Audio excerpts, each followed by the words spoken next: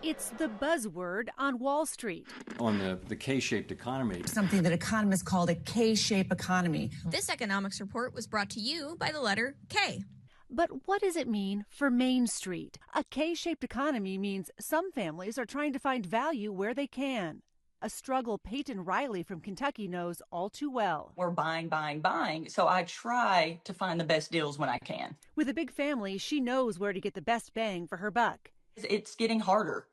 Definitely with 3 kids. I just think Walmart has a selection for all types of consumers. I think like what your budget is, you can find it there. And the proof is in the purchasing, according to Heather Long, the chief economist at Navy Federal Credit Union. She's tracked this trend for the last year. The Costco economy is back. We can see this massive shift to shopping more and more at Costco and Amazon and Walmart, as even people who earn $100,000 a year are really trying to make every dollar count.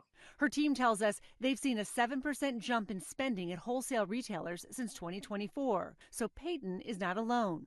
The stress of shopping putting a strain on many consumers, all a factor of this K-shaped economy. So what does that even mean? The K-shaped economy means that some Americans are doing just fine. They're in the top of the K, their incomes are rising, their spending is rising, they're living la vida loca. And then there's the bottom of the K. And that's obviously going in a different direction. It's where the bottom 80% of consumers are just trying to keep up with price inflation, according to the latest data from Moody's Analytics. Meanwhile, the top 10% of that K-shape, their spending is up big over the past few years, up almost 4.5% in the first half of 2025. Moody's data shows the top 10% of earners account for almost half of all spending and is up by 36% since the early 90s. The big question, can it last? A K-shaped economy is not sustainable in the medium to long run, and it's definitely not desirable.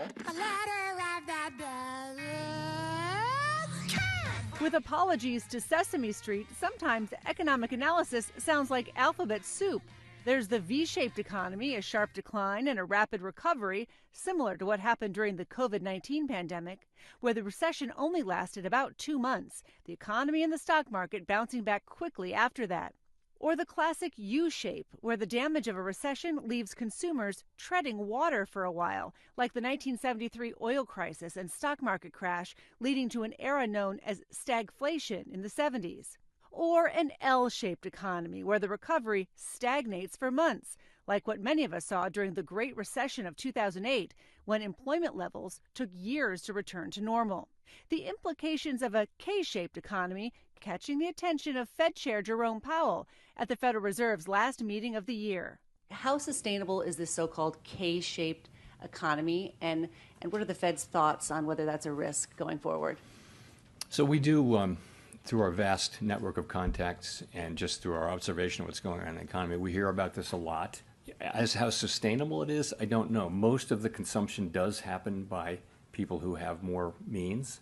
Look, what's going to happen in 2026, whether there will be a recession depends on the spending of the top 20%. Christine Romans, NBC News.